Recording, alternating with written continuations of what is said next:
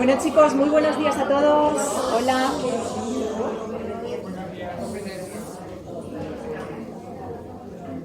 Buenos días a todos, bienvenidos a este salón de actos y a esta nueva entrega por fascículos de nuestro ciclo de conferencias La Voz del Mes.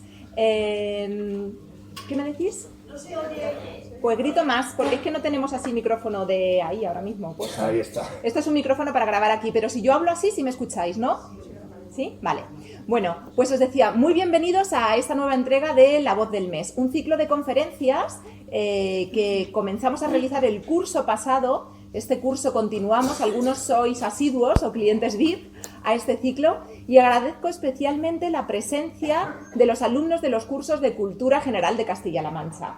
¿Por qué, chicos? Porque muchas veces estos ciclos de conferencias resultan más atractivos o más cercanos a los alumnos de idiomas de nuestro centro, de inglés, de francés, de alemán o de italiano.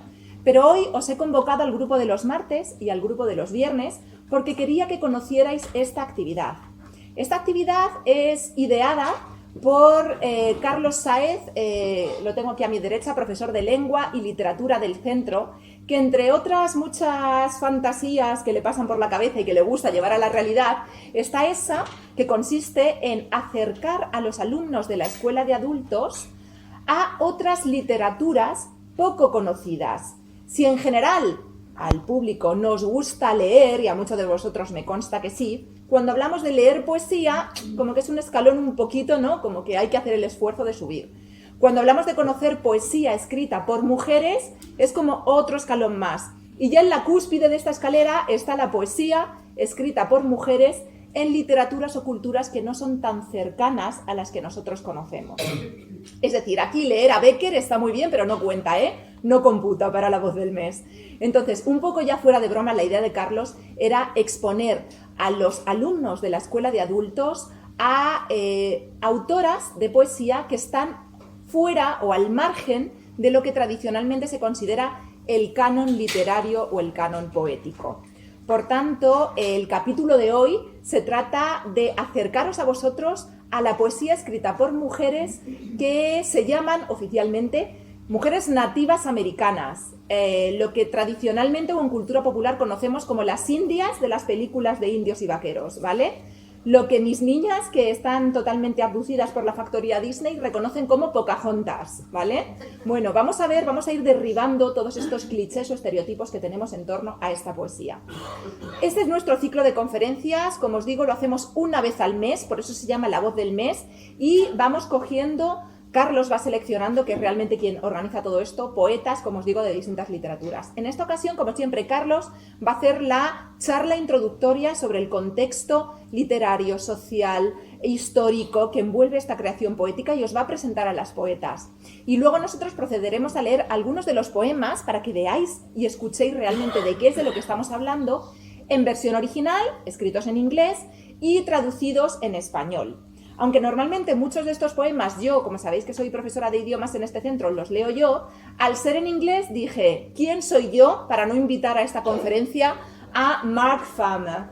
Mark Farmer es un alumno que muchos ya conocéis de los cursos de castellano para extranjeros e interculturalidad. Si habéis tenido oportunidad de verlo de pie, cuando habéis pasado por aquí, ¿me podéis decir de dónde es Mark? ¿De qué país es? Escocés. No es que tenga unas piernas bonitas que quiera enseñar, que también, es que me ofreció medio en broma, medio en serio, venir con esta típica falda escocesa, este kilt, y le dije, por favor, Mark, y él me dijo, ahora mismo. Así que le agradezco especialmente todo el esfuerzo de venir, de preparar los poemas, de hablar ante un público tan extenso. Tiene una pronunciación inglesa ligeramente mejor que la mía. Entonces, bueno, como podéis imaginar, era una oportunidad estupenda. Y además también es una forma de implicar, que es algo que Carlos siempre se ha sentido muy empujado a hacer, de implicar al alumnado en este tipo de actividades. Y que no siempre sea unidireccional la enseñanza, ¿no? De aquí a allí, sino que muchos de vosotros también podéis aportar cosas. Entonces, bueno, esta es un poco la presentación. Perdonad que me haya extendido los que ya sois reincidentes, Carmen Marina, que tú te has tragado todas las conferencias desde el inicio de los tiempos. No, he disfrutado. Pero muchos de vosotros no conocíais en qué consistía esta actividad. Entonces, bueno, consiste principalmente en esto. Para aquellos que me estáis preguntando, ¿esto es un club de poesía, es un club literario? No, estos son una serie de charlas, de conferencias que organiza principalmente Carlos y yo le colaboro como puedo, desde el Departamento de Comunicación. Aquellos que estéis interesados en grupos de creación literaria, pues el grupo Guadiana, por ejemplo, del que Carmen seguro que os puede hablar, pues al final de la conferencia, si queréis, podéis acercaros a ella y que os explique un poco si estáis interesados en este tipo de asociaciones o de colectivos literarios y culturales. No me enrollo más, chicos, voy a darle la palabra a Carlos Sáez y que empiece un poco con todo esto. Duración estimada, me habéis dicho, en torno a 1 hora, ¿vale? Intentaremos no pasarnos. Muchísimas gracias por vuestra asistencia y por vuestra atención. Y le doy la palabra a Carlos. Bueno, pues buenos días. Vamos a ver, esperar cómo está funcionando esto. Bien, es que estrenamos micro, ¿de acuerdo? Reluce, se ve. Además, fijado bien chido. Ya digo, bueno, lo primero, buenos días, gracias por venir, sobre todo con este tiempo. Gracias sobre todo a Marc por venir con este tiempo y las piernas al aire, que eso sí que tiene mérito y lo digo yo que soy de León. ¿De acuerdo? Y bueno, primero un par de cosillas. La primera, Rosa no ha podido venir, está sepultada bajo toneladas de papel y bueno, que me ha pedido que os disculpe su ausencia, ¿de acuerdo? En segundo lugar, muchas gracias a Marc por colaborar en esta charla con la lectura de los poemas. Y confesar un pequeño delito mío, que al final no rehice los carteles. Es decir, en los carteles solo figuramos Lidia y yo, y al final a Marc no le puse, pero bueno, ¿por qué? Porque ya estaban colocados, entonces no era plan de volver a rehacerlos, ¿de acuerdo? Pero bueno, que ahí está. Vale, bueno, pues hoy nos vamos a meter con un tema, habéis visto el cartel, un cartel bastante peculiar, ¿no? Quizás esta vez es de los más peculiares que he hecho. Yo digo, con ese presidiario que es el jefe Joseph de la tribu de los Nez Percés, ¿de acuerdo? Es decir, el presidiario era uno, de un anuncio de disfraces, ¿de acuerdo? Y la cabeza es de otro y el fondo de otro. Pero bueno, es decir, que lo que quería un poco representar con ese cartel es este pueblo que ha vivido siempre en la libertad, pero que hoy en día es prisionero dentro de su propia tierra, ¿no? Es decir, que son los famosos indios, como lo llamamos nosotros oficialmente, nativos americanos, ¿de acuerdo? Yo, ya sabéis, igual que pasó cuando hablamos de la poesía afroamericana, voy a utilizar indistintamente el término indio, el término nativo americano. ¿Por qué? Pues porque ellos también lo hacen, ¿de acuerdo? Es decir, ellos también se refieren a sí mismos como nativos americanos, como indios, entonces, por lo tanto, esta vez digamos que estoy cubierto, ¿de acuerdo? Claro, el tema de usarlo es porque es por comodidad, más que nada, ¿de acuerdo? Vale, pues vamos a hablar eso de una poesía que aquí en España, curiosamente, es absolutamente desconocida. Es decir, si de alguna de las poetisas, por ejemplo, afroamericanas que vimos en el curso pasado, podemos encontrar algo, en castellano no he conseguido localizar ni una sola edición, pero ni de novela escrita por nativos americanos, ni de teatro, ni de poesía, mucho menos, ¿de acuerdo? Lo cual me ha resultado verdaderamente sorprendente. Es decir, ni siquiera una antología por ahí perdida, nada, ¿de acuerdo? Es decir, algo sorprendente, lo cual quiere decir que os estoy descubriendo un nuevo mundo. Y nunca mejor dicho lo de nuevo. ¿De acuerdo? ¿Cómo descubrí yo esta poesía o cómo llegué? Pues llegué por una casualidad, ¿no? Es decir, resulta que yo vivía en León en el primero A, y en el segundo B, la dueña del piso resulta que se lo alquiló a un profesor invitado de la Universidad de León que venía de Estados Unidos y que resultaba ser indio o nativo americano. De acuerdo, concretamente Gordon Henry, es decir, autor de una magnífica novela que se titula The Light People, el pueblo de la luz o algo así, por supuesto inédita en castellano. Yo veo que tuvo el gusto de regalarme. Ya os digo, esto del gusto me ha quedado fatal, pero bueno. Bueno, pues la cuestión es que, digamos, a raíz de hablar con él, me empezó a dejar libros pues, de Scott Momaday, de una serie de autores nativoamericanos, y descubrí una poesía verdaderamente impresionante. Es decir, impresionante. ¿Por qué? Porque habla de unos temas de los que no habla prácticamente nadie, ¿de acuerdo? Es decir, por ejemplo, habla de la comunidad. Normalmente la poesía en Europa la entendemos como una especie de ejercicio solipsista, ¿no? Es decir, una cosa de yo hablo de mi manera, de mis propias cosas, ¿de acuerdo? En cambio, esta poesía nativoamericana va dirigida básicamente hacia la comunidad, es decir, a mantener la memoria de la comunidad, a mantener la memoria de la familia. Pensad que, por ejemplo, estos conceptos que en Europa están un poco devaluados, como la comunidad, la familia, ahí son unos valores que son centrales, ¿de acuerdo? ¿Por qué? Básicamente porque viven en comunidades pequeñas, por decirlo de alguna manera, y ahí todo lo que es el contacto con el pasado, con los ancestros, con la propia familia, es fundamental porque es su identidad, ¿de acuerdo? Es decir, entonces, digamos que aquí la identidad del autor es la identidad de la comunidad. Es decir, porque el autor, para un nativo americano, el hombre desgajado de su comunidad no existe. Es una especie de entelequia. El hombre tiene que estar siempre dentro de ese tipo de grupo. ¿Qué es lo que sucede? Pues que nosotros tenemos una imagen de los indios muy curiosa, ¿de acuerdo? De los nativos americanos muy curiosa. Son esos tipos despechugados que van pegando voces con la cara pintada, ya lo digo, mientras le cortan la cabellera a gente y este tipo de cosas. Es decir, o son esos señores con el pelo largo que se dedican a cazar lobos en el bosque y que luego bajan a la reserva a emborracharse. ¿De acuerdo? Poquito más. Bueno, sí, que son todos muy ecologistas. ¿De acuerdo? No como nosotros. Es decir, tenemos ahí una imagen de los indios que es muy curiosa, ¿no? Es decir, es como si, por ejemplo, los indios tuviesen una imagen de los europeos en la cual nos viesen como los europeos. Es decir, un noruego, un italiano, un escocés y un polaco, lo mismo. Es decir, tienen el mismo idioma, todos hablan en europeo, tienen la misma religión, todos adoramos, bueno, en este caso...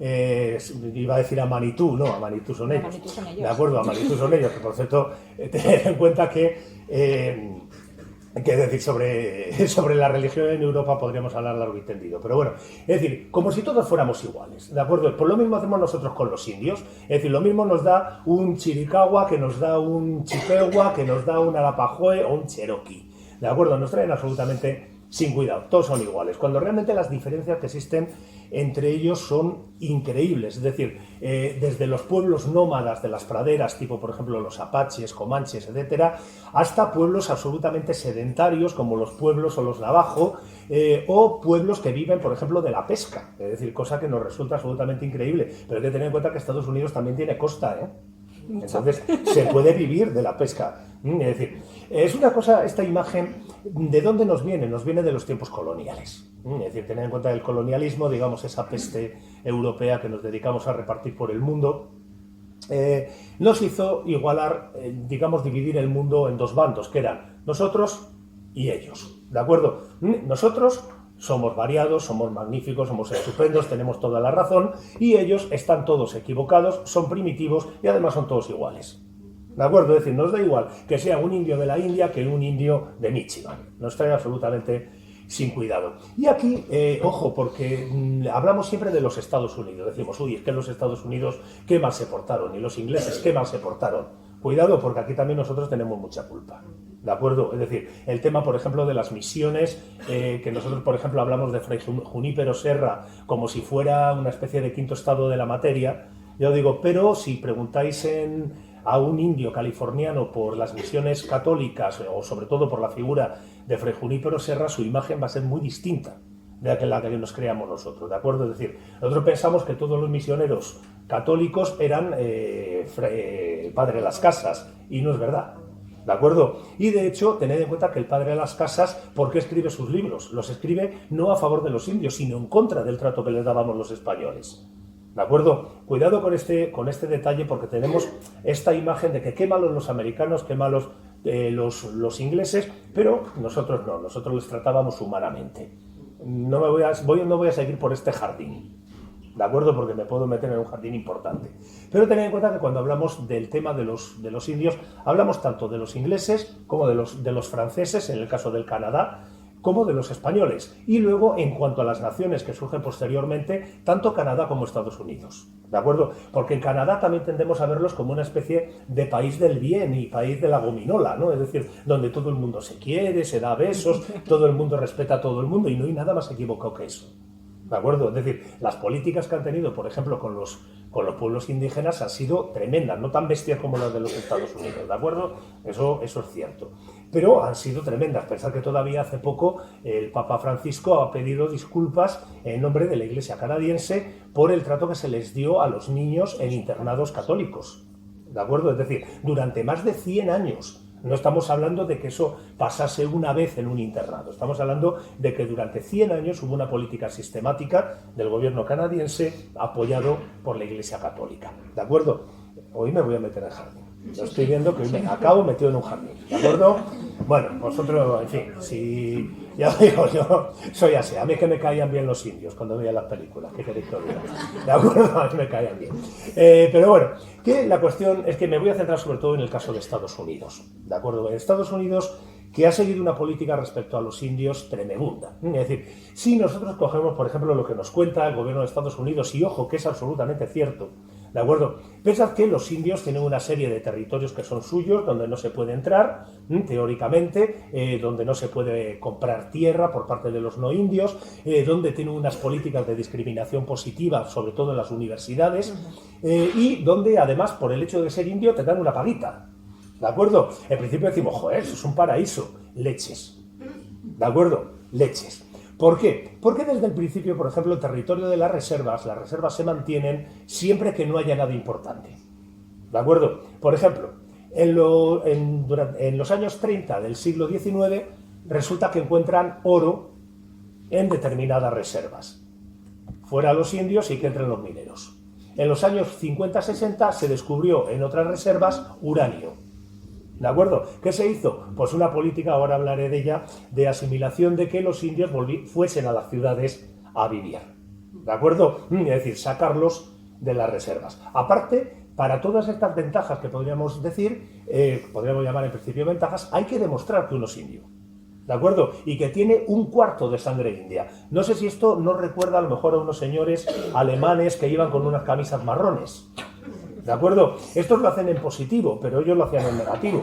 Pero si os fijáis, el fondo de la cuestión viene a ser más o menos el mismo.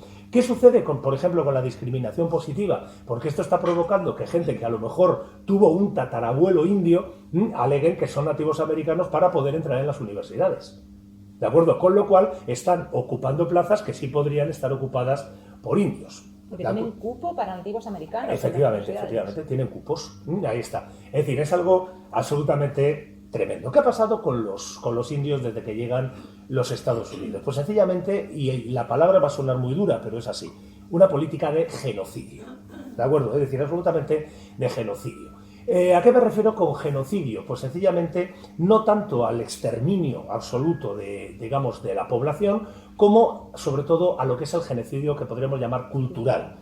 ¿De acuerdo? Es decir, la eliminación de los elementos religiosos indios, la eliminación de la lengua india, es decir, de una serie de factores que si a nosotros no nos lo hiciesen, pues no nos iba a gustar demasiado. ¿De acuerdo? Es decir, ¿cómo ha sido esta política, digamos, de los Estados Unidos? Pues básicamente se ha movido en 4 líneas, ¿de acuerdo? Que se han ido alternando. Las 2 últimas son más o menos desde los años 40 y las 2 primeras fueron a lo largo de todo el siglo XIX y principios del XX, que son exterminio, reubicación, asimilación y aculturación, ¿de acuerdo? Esas han sido las 4 fases. Empiezo por la primera, que es la del exterminio. Pero es que los Estados Unidos hablan sin ningún tipo de rubor, ¿de acuerdo?, de las guerras indias, ¿de acuerdo? Es decir, en las que se dedicaron a machacar absolutamente a todos los pueblos que les resultaban molestos, ¿de acuerdo? Así de simple. Es decir, hubo pueblos que acabaron absolutamente machacados. Por ejemplo, estoy pensando en los cherokees, ¿de acuerdo? Es decir, o incluso los indios pueblo tuvieron un problema bastante grande. ¿De quién se cargó de esto? Pues el 7º de caballería.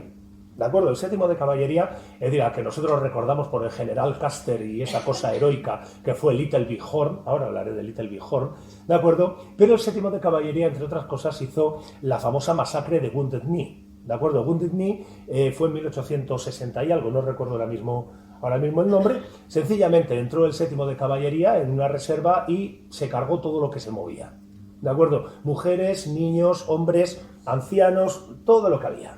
¿De acuerdo? No dejaron títere con cabeza. Hoy en día, por cierto, esa zona Wounded Knee se llama Pine Ridge.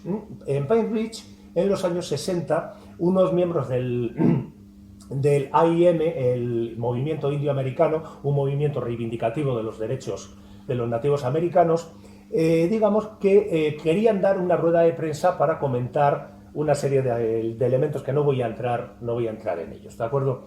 ¿Qué sucedió? Pues que llegaron el FBI, los SWAT son los hombres de Harrelson, ¿de acuerdo? Es decir, los SWAT y, ¿cómo se llama? Y un grupo que se llamaba los GRUN, ¿de acuerdo? Que eran un grupo parapolicial al estilo de los comandos de la muerte salvadoreños, ¿de acuerdo? Y se provocó una masacre absolutamente increíble. Hoy en día, no sé si ha salido ya, pero hubo hasta un condenado, a cadena perpetua por haber matado a un agente del FBI al que no había matado. ¿De acuerdo? En fin, pero bueno. Es decir, que os quiero decir que esto fue en los años 60. ¿De acuerdo? Esto no es una cosa del salvaje oeste, sino que es una cosa de los años 60. ¿De acuerdo? Es decir, ¿qué es lo que sucede? Pues que Estados Unidos esta política de exterminio ha sabido justificarla. Es decir, ¿cómo? Pues no son civilizados, son unos salvajes. ¿De acuerdo? Y es algo que a nosotros nos convence. Nos convence. Es que fijaos, han matado a uno del FDI. Ya, pero es que los del FDI han matado a 50 de los otros. ¿De acuerdo? Es decir, ¿y qué hacía ahí el FDI? Es decir, hay una serie de preguntas ahí bastante interesantes. Pero yo digo, esta política fue algo tremebundo. Lo que sucede es que, bueno, luego tuvieron que ir modulándola. ¿Por qué? Pues porque, por ejemplo, después de la guerra civil estadounidense, ¿qué es lo que sucede? Pues que al haber un tratamiento hacia la minoría negra diferente, pues también no había que tratar de otra manera a la minoría india. A ver cuándo le llega la latina. A ver cuándo le llega la latina, ahí estamos. Ya te digo, pero bueno, seguimos. Seguimos porque vamos a por el segundo paso, que es la reubicación. La reubicación consistía en esto tan bonito de os llevamos a los territorios indios, ¿de acuerdo? Los territorios indios que en principio era todo el territorio al norte del Río Grande, porque no incluyo aquí todas las poblaciones indígenas de lo que sería Centro de Hispanoamérica, ¿de acuerdo? Es decir, ahí no me voy a meter, me meto únicamente con el caso de Estados Unidos. Es decir, ¿qué se hacía? Se reservaba un territorio que normalmente además no solía coincidir con los territorios que a ellos les interesaban, por ejemplo el territorio de Black Hills o cosas de este tipo, pero bueno, se les dejaba ahí un sitio que cada vez se iba haciendo más pequeño por la presión de los colonos blancos. Tened en cuenta que el principio de esta política de reubicación coincide con todo lo que fue la gran marcha hacia el oeste, ¿de acuerdo? Es decir, toda la gente que iba por la ruta de Oregón y todas estas cosas, esto que nos han vendido también las películas americanas, ¿de acuerdo? Y entonces, pues a esta gente llegaba un momento en que había que expulsarlos, ¿de acuerdo? Y se les acabó dando por las peores tierras, en los peores sitios, yo digo, y encima los suministros de alimentos y demás que tenía que dar Estados Unidos o no llegaban o llegaban tarde o lo más habitual llegaban mal, quiero decir podridos, ¿de acuerdo? Es decir, esto, claro, ¿qué iba provocando? La continuación de la primera política del exterminio, lo cual que ahora los matamos por hambre, ¿de acuerdo? O dejamos que se maten entre ellos, es decir, que esa fue otra, ¿de acuerdo? Pero bueno, ¿qué es lo que sucede con esta política? Pues que se vieron cosas como lo que se conoce como el Sendero de las Lágrimas, que es el título de la charla que tenemos hoy. Si os habéis fijado, el título de la charla es The Trail of Tears, es decir, el Sendero de las Lágrimas, que fue como llamaron los Cherokee digamos, la marcha que tuvieron que hacer desde el estado de Georgia en el sudeste de Estados Unidos hasta Dakota del Sur, prácticamente en la frontera de Canadá. ¿De acuerdo? Es decir, tuvieron que hacerlo andando miles de personas. Yo digo, ellos lo llaman, me gusta más el nombre que el nombre inglés, el sendero donde lloramos. ¿De acuerdo? Es decir, todo un pueblo que se tuvo que desplazar, digamos, más de 1000 kilómetros de lo que era su territorio original. ¿De acuerdo? Es decir, ¿qué sucedía? Pues que evidentemente el pueblo indioamericano, los pueblos indios americanos, perdón, están muy ligados a su tierra. ¿De acuerdo? Es decir, están muy ligados al paisaje, están muy ligados a la tierra, a los animales, las plantas, que al fin y al cabo son su medio de subsistencia. Por ejemplo, los bisontes.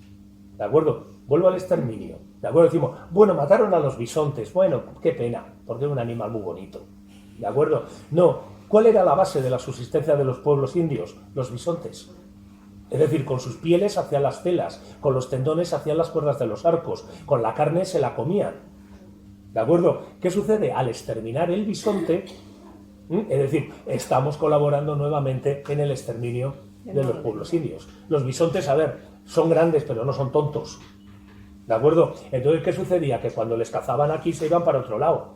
¿Qué sucedía? Si este pueblo indio salía, seguía a los bisontes para ir a cazarlos, se habían salido de la reserva. Séptimo de caballería, y a por ellos. ¿De acuerdo? Es decir, fijaos que siempre había una disculpa para meterle caña. ¿De acuerdo? Pues entonces, digamos que esta fue la segunda fase. Y la tercera fase va a llegar a partir de los años 30. ¿De acuerdo? A partir de los años 30 se funda en Estados Unidos la BIA, que es la Oficina de Asuntos Indios, que siempre fue y siempre ha sido y siempre será, yo digo, un títere del gobierno de los Estados Unidos. Por cierto, gobernado por blancos, ¿de acuerdo? No sé si sabéis vosotros de algún congresista, ya no digo senador, ¿de acuerdo?, nativo americano en Estados Unidos, pero normalmente no los hemos visto. Fijaos qué casualidad, ¿no? Vemos negros, vemos latinos, pero nunca, ¿qué cosas? Hemos visto a un nativo americano. Fíjate tú.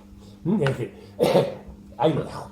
Bueno, pues el tema es ese, es decir, ¿qué es lo que sucede? Que en los años 50 lo de las reservas se dan cuenta de que tampoco, y de que pueden empezar a ser problemáticos estos señores. Entonces, ¿qué hacen? Otra nueva política, en principio de reubicación, como en plan paternalista, de decir, a ver, es que estáis atrasados, vivís aquí, estáis borrachos todo el día en la reserva, mira, íos a las ciudades, que nosotros os vamos a dar una ayuda para el alquiler, os vamos a dar una ayuda para el trabajo, pero moveos a las ciudades. En principio todo esto qué bonito suena, te daban una ayuda para el alquiler hasta que encontrabas trabajo, no sé qué bien, ¿no? Los niños al cole. Los niños al cole, ahora hablaré de los niños y el cole. ¿De acuerdo? Pero bueno, se decía, qué bien. ¿Qué era lo que sucedía? Pues que evidentemente ya sacábamos por segunda vez a los indios, esta vez ya no solo de su tierra, sino de su comunidad. ¿De acuerdo? Es decir, les separábamos de su familia, les separábamos de sus instituciones, les separábamos absolutamente de todo lo que daba sentido a su vida. Es decir, ¿qué sucedía? Llegaban a las ciudades, ¿de qué iban a trabajar en una ciudad? De lo que podían. ¿Y qué sucedía? Pues que como no podían renunciar a los trabajos, porque en cuanto conseguían un trabajo se quitaba la paga, y ojo, que la paga no volvía. ¿De acuerdo? ¿Qué pasaba? Que tenían que aguantar en la empresa. ¿A qué dio lugar esto? Pues a un montón de abusos empresariales. Es decir, por parte de los empresarios con esta población negra. ¿Qué sucedió? Que prácticamente en 6 años todos habían vuelto a las reservas. Todos habían vuelto a las reservas. ¿Por qué? Porque se dieron cuenta de que no podían vivir en las ciudades. Era algo tan sencillo como eso. Yo eso no sé si está grabando, supongo que sí, y lo espero. Sí, 28 vale, minutos. Perfecto. Sí. Es que hoy es el día tecnológicamente extraño. ¿De acuerdo? Bueno, vale, pues entonces, digamos que esta cultura de asimilación, digamos, ya venía un poco de atrás, ¿de acuerdo? Venía, por ejemplo, de la educación. Es decir, la educación, ¿cómo se hacía? Pues se hacía llevando a los niños a colegios, normalmente a internados, donde a principios del siglo XX empezaron a poder ir un mes a su casa. ¿De acuerdo? A principios del siglo XX. ¿Qué era lo habitual antes de los años 20 aproximadamente? Pues que un chaval entrase con 6 años en el internado y saliese con 16.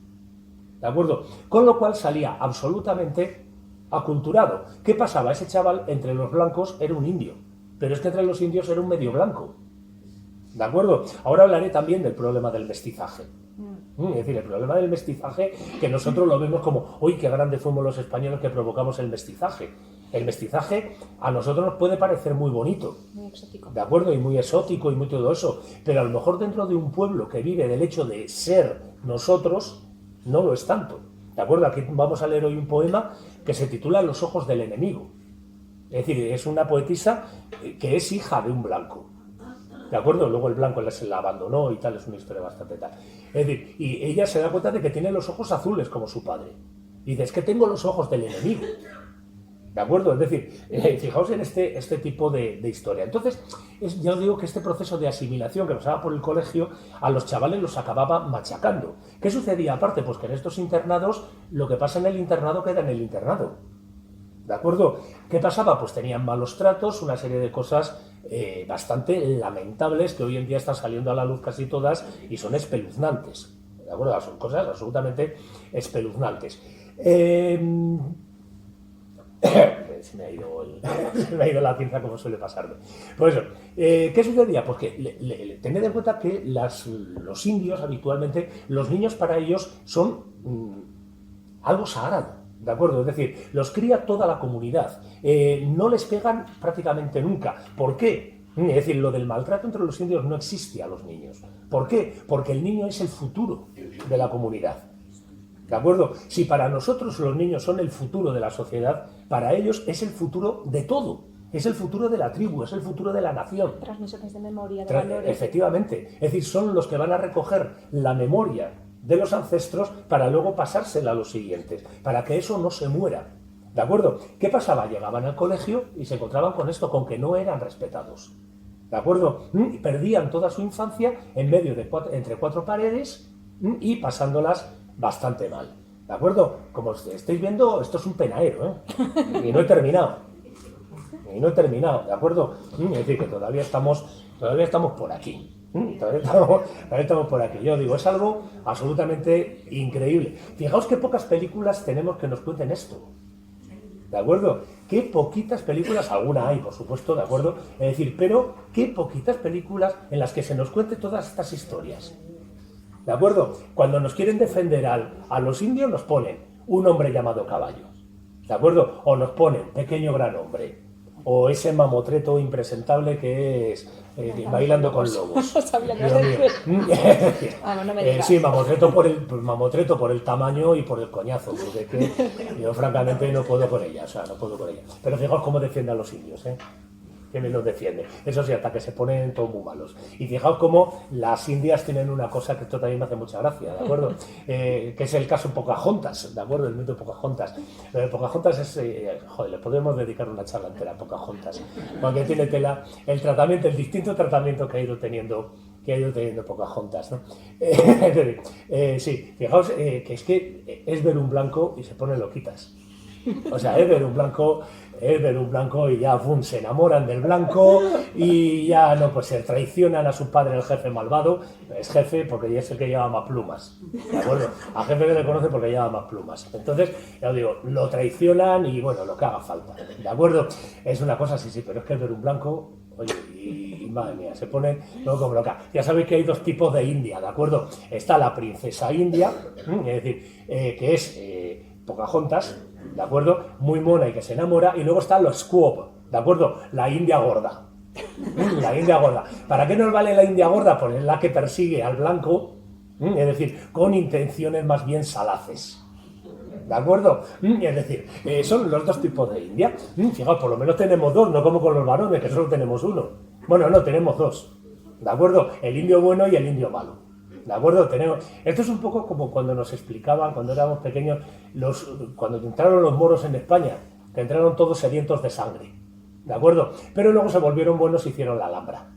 Pues con esto pasa un poquito lo mismo, ¿de acuerdo? Es decir, tenemos ese indio preocupado por lo que es la naturaleza, preocupado por la conservación del territorio, el desarrollo sostenible, pero luego tenemos al indio sediento de sangre, que es que no lo puede evitar.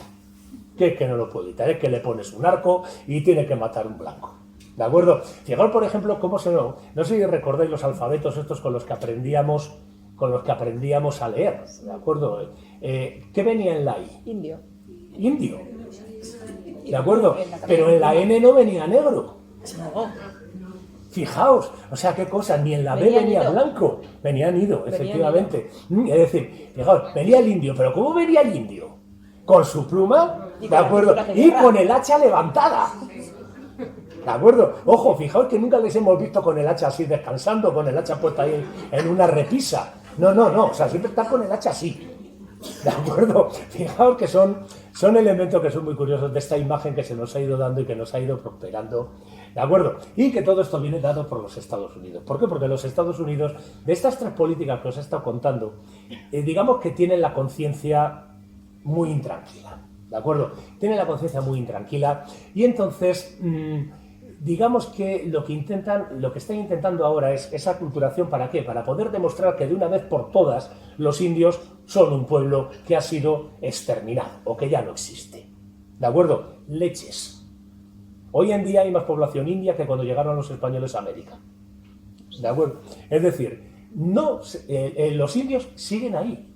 ¿De acuerdo? Lo que sucede es que se ha procedido a una invisibilización absoluta del indio. ¿De acuerdo? No hay películas sobre indios. No tenemos famosos indios.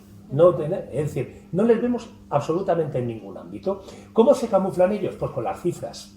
Y esta es la cuarta política, la aculturación. ¿Qué sucede? Cuando a ti te quitan tu religión, cuando a ti te quitan, digamos, tus leyes comunitarias, cuando a ti te quitan la manera de funcionar en el mundo, ¿qué es lo que sucede? Pues que le vas perdiendo interés a la vida, por decirlo de alguna manera. ¿Qué sucede? Os hablo solamente de algunas cifras, ¿de acuerdo? Por ejemplo, los índices de alcoholismo entre la población india en Estados Unidos triplican los del resto de la población, ¿de acuerdo?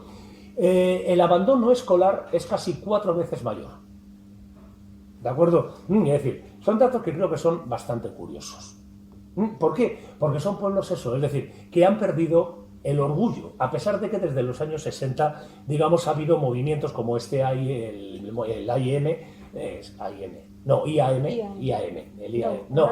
American Indian Movement, efectivamente, el AIM, es decir, que han intentado un poco sacar esto. Ha habido, por ejemplo, en las ciudades se van creando grupos donde los indios se relacionan entre ellos, crean guarderías, crean escuelas, ¿de acuerdo? Un poco para ir manteniendo toda esta tradición, ¿de acuerdo? Pensad que para ellos la tradición es fundamental. Os voy a leer un elemento que le mandé a Lidia el otro día, que era es una especie, lista, para que os hagáis una idea. Esto se lo daban, le voy a traducirlo rápidamente, esto es una lista de lo que les daban los misioneros católicos, ¿de acuerdo?, a los indios para que, digamos, su vida fuese feliz, ¿de acuerdo? 1. Deja que Jesús te salve. 2. Quítate la manta, córtate el pelo y viste como un hombre blanco. 3. Ten una familia cristiana con solo una mujer para toda la vida. 4. Vive en una casa como tu hermano blanco. Trabaja duro y lávate a menudo. 5. Aprende el valor del dinero ganado con esfuerzo. No desperdicies tu dinero en ofrendas. Las ofrendas son un rito que tienen ellos digamos, como sucedía en la Edad Media. Tú vienes a mi casa, yo te hago un regalo, luego cuando vea la tuya tú me lo haces a mí, bueno, etcétera. Vale. Sé puntual. 6. Cree que la propiedad y la riqueza son signos de la aprobación divina. 7. Aléjate de los bares y de los alcoholes fuertes. 8. Habla el idioma de tu hermano blanco. Envía a tus hijos a la escuela para que hagan lo mismo.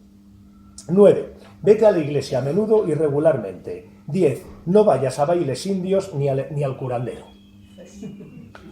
Como veis, son 10 puntos, pero tratan absolutamente todos los aspectos de la vida. El primero, ¿qué le quitamos a estas personas? Su lengua. Su lengua.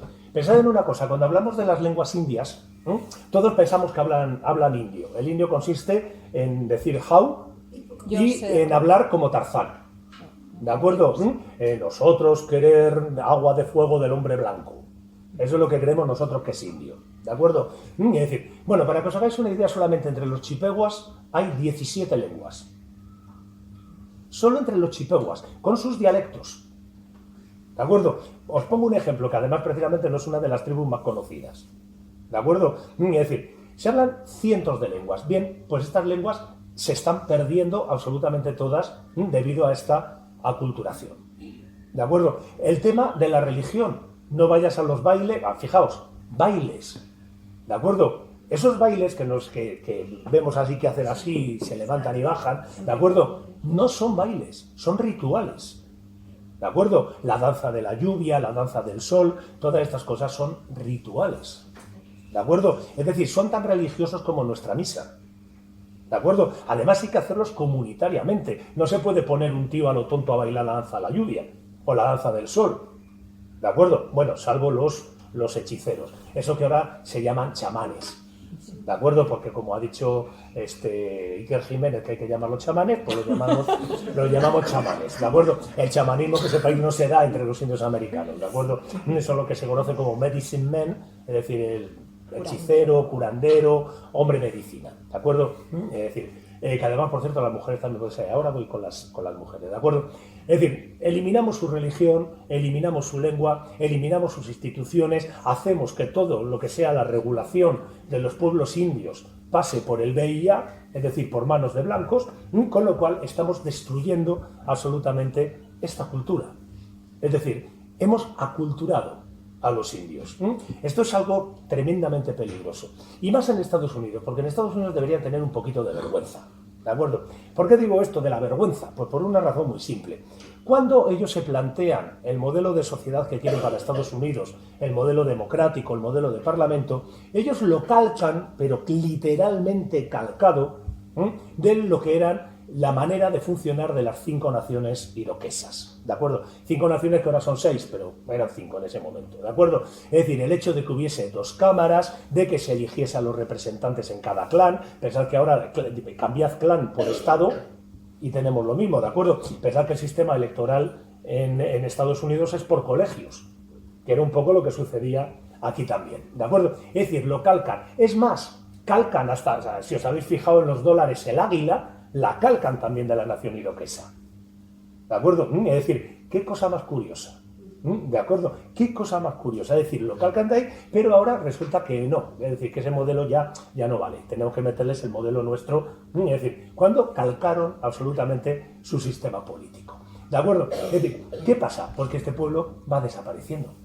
Va desapareciendo completamente. Y lo que es peor, desaparece su cultura. O mejor, sus culturas, ¿de acuerdo? Por aquí siempre tenemos que hablar en plural. Yo estoy hablando más que nada porque, hombre, tengo que dar unas generalidades, ¿de acuerdo? Pero aquí si nos metiésemos uno por uno, lo fliparíais, ¿de acuerdo? Lo fliparíais. Es decir, pensad que, por ejemplo, nosotros nos han vendido como el bueno a una bestia humana como Custer, ¿de acuerdo? El famoso general Custer, que Custer era el único que llevaba el pelo largo, así todo chulillo. Es decir, el que se fue con los indios y los indios le dieron hasta el carnet de identidad en Little Bighorn, ¿de acuerdo? Pero que ya había provocado varias matanzas de indios. Pensad que el general Sherman, por cierto, el que le da nombre a los tanques que vemos habitualmente en las películas de la Segunda Guerra Mundial, el general Sherman, que fue uno de los que dirigió las guerras indias, dijo la famosa frase de que el único indio bueno que he conocido es un indio muerto. ¿De acuerdo? Es decir, esto yo sencillamente os estoy dando estos datos para que los tengáis ahí un poco presentes, ¿de acuerdo? Pero me voy a centrar quizá un poquito más en las mujeres, ¿de acuerdo? Es decir, y en lo que es el tema de la familia, ¿de acuerdo? La familia, tened en cuenta, una cosa que nos encontramos habitualmente aquí es el tema de los abuelos. Los abuelos aparecen por todas partes, ¿de acuerdo? ¿Por qué? Porque los abuelos son el contacto con los ancestros. Es decir, y son los que nos van a permitir conocer nuestra comunidad. Y es muy habitual que lo encontremos aquí. Pero sobre todo lo que aparecen son las abuelas. ¿De acuerdo? Las abuelas. Tened en cuenta que la mujer en estas tribus indias tenía un papel fundamental.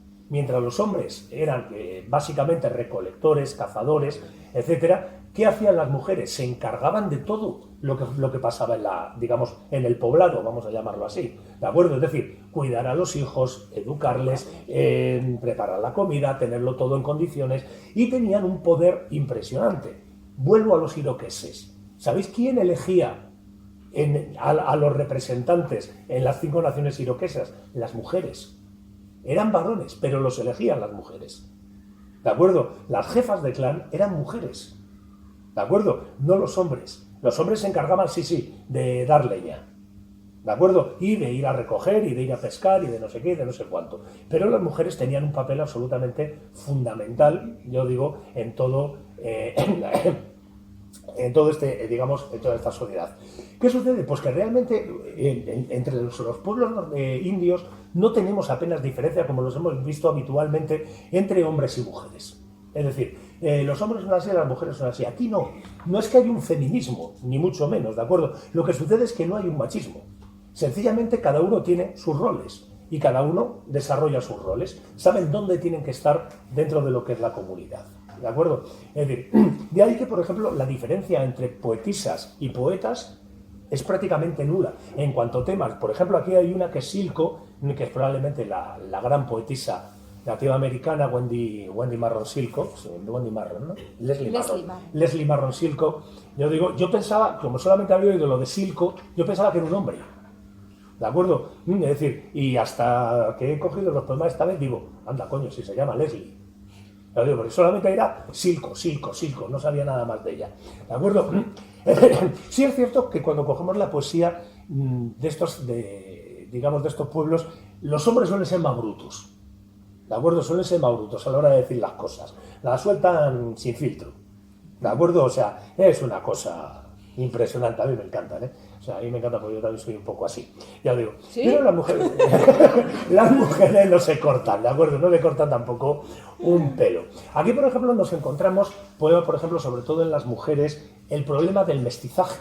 ¿De acuerdo? Es decir, el problema de esa identidad india, de quién soy yo. ¿De acuerdo? Por ejemplo, el poema que tenemos aquí es tremendo, es de Emma Lee Warrior. Fíjate, de Emma Lee Warrior.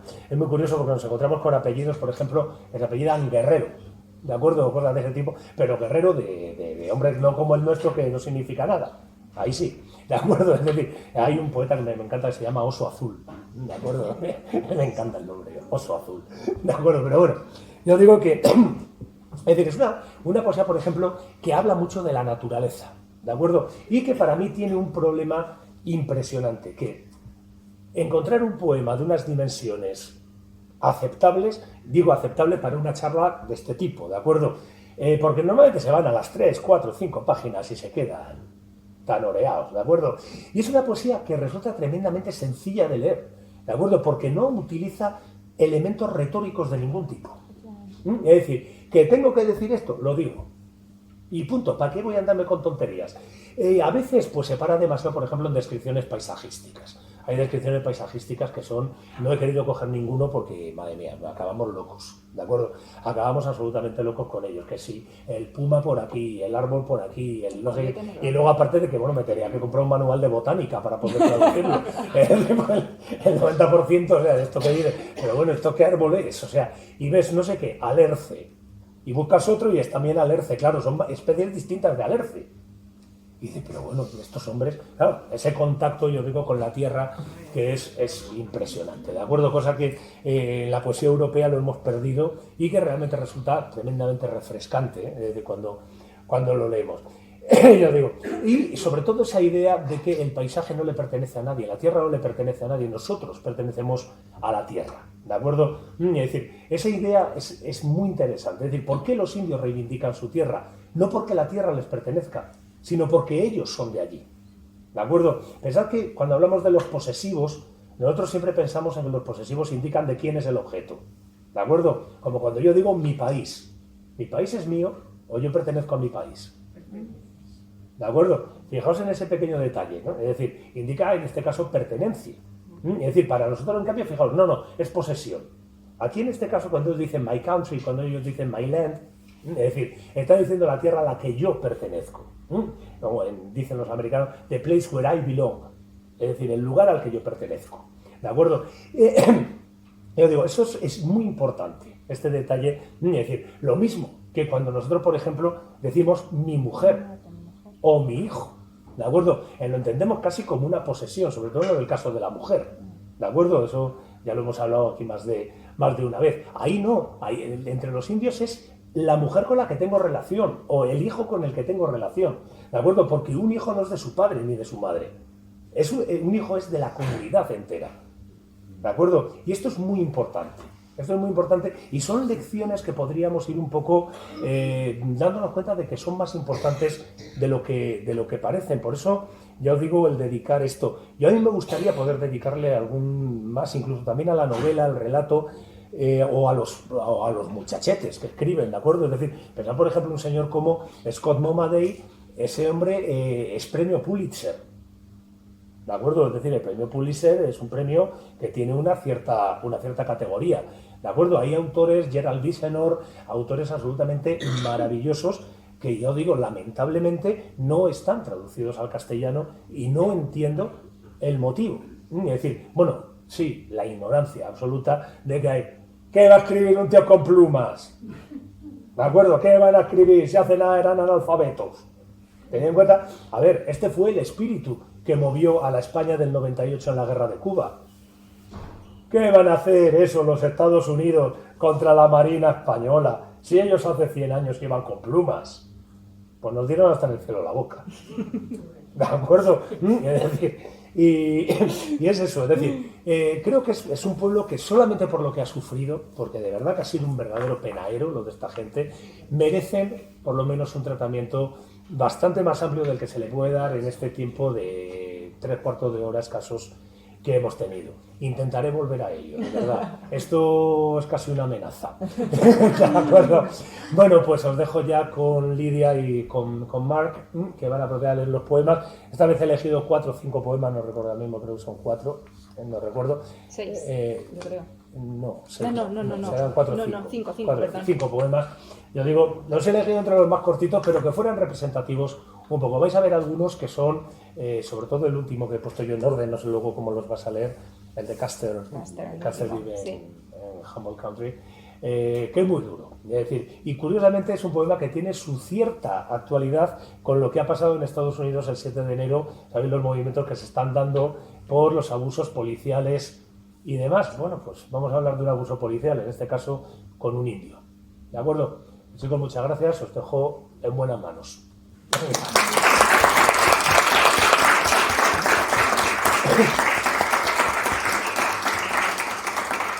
Bueno, chicos, si estáis entornando los ojos para ver dónde tiene guardadas las notas para seguir con estas charlas, no os quedéis ciegos, no trae nada, ¿vale? Entonces, bueno, pues aquellos que no conocíais a Carlos, pues ya lo conocéis.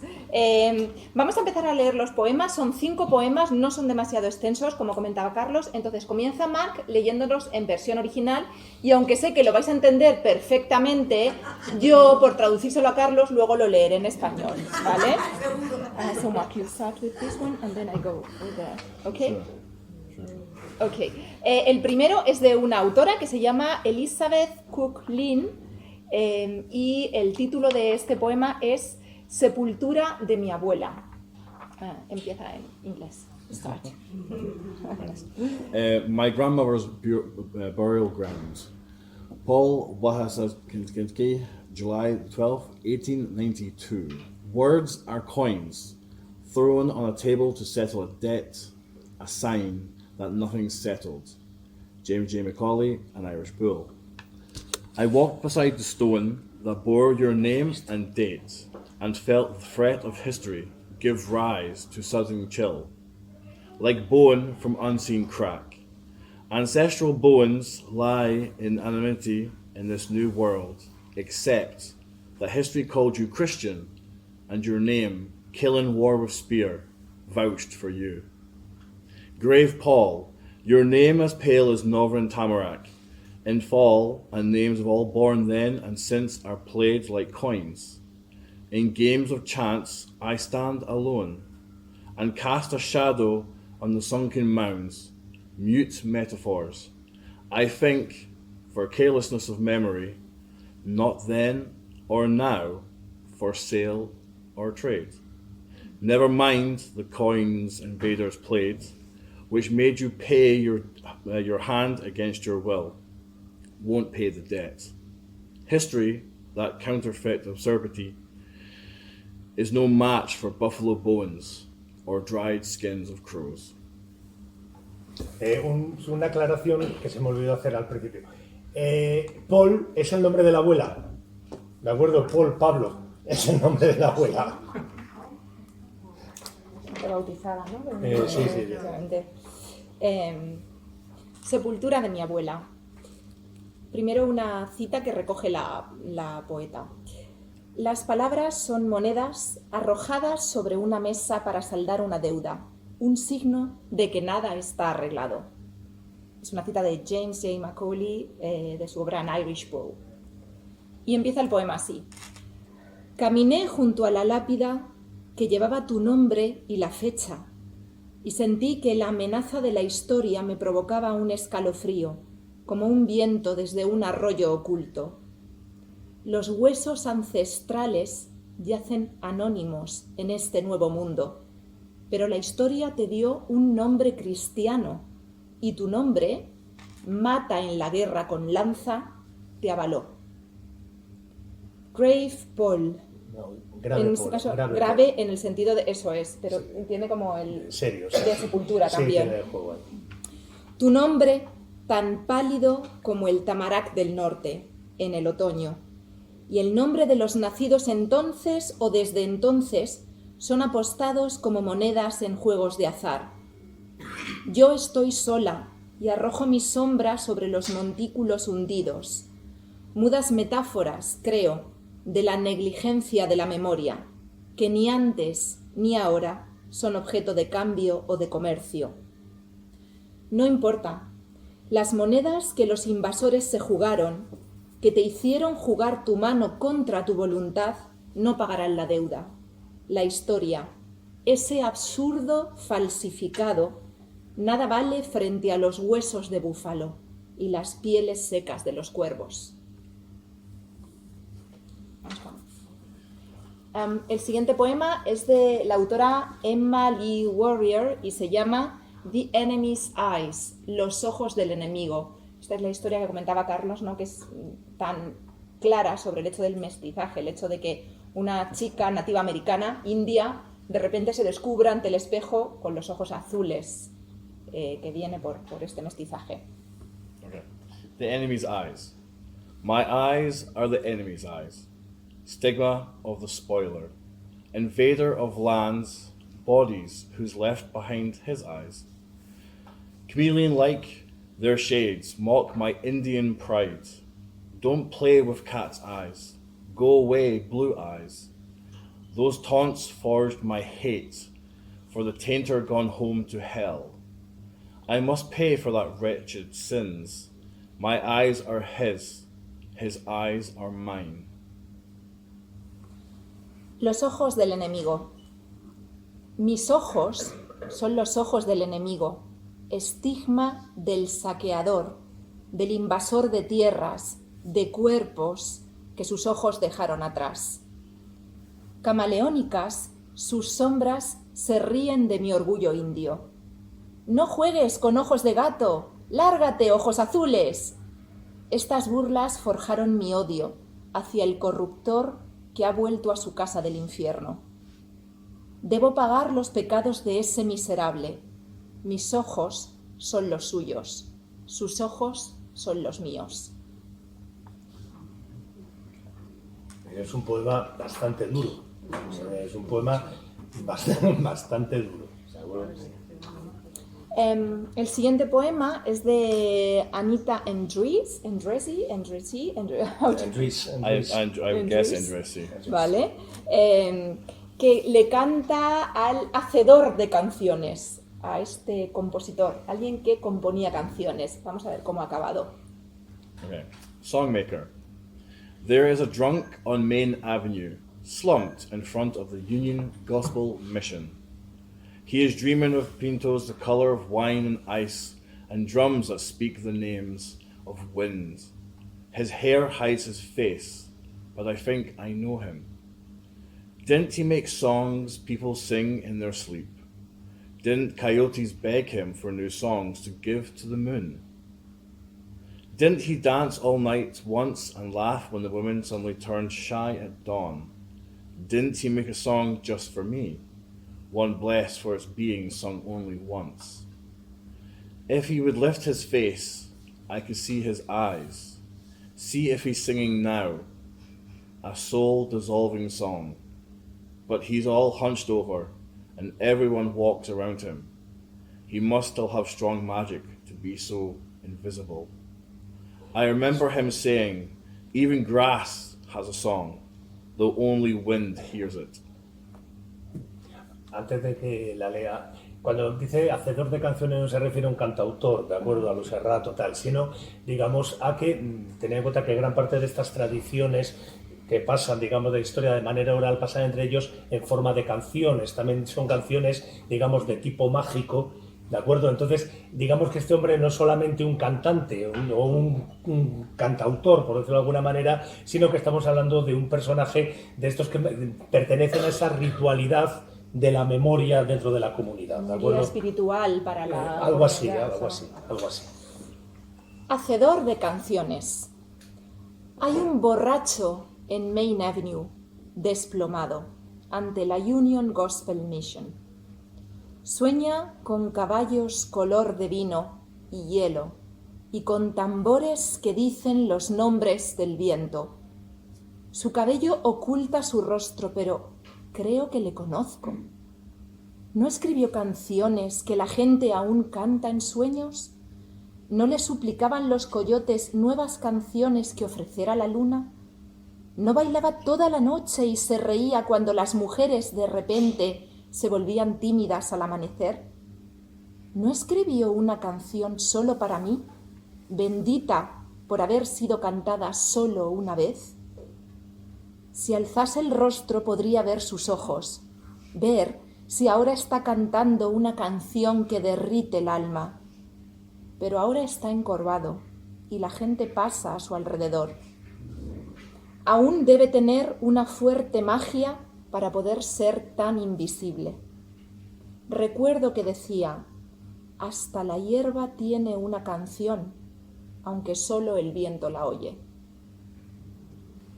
Impresionante esta invisibilidad de quien antes ha sido el referente, el guía de la comunidad.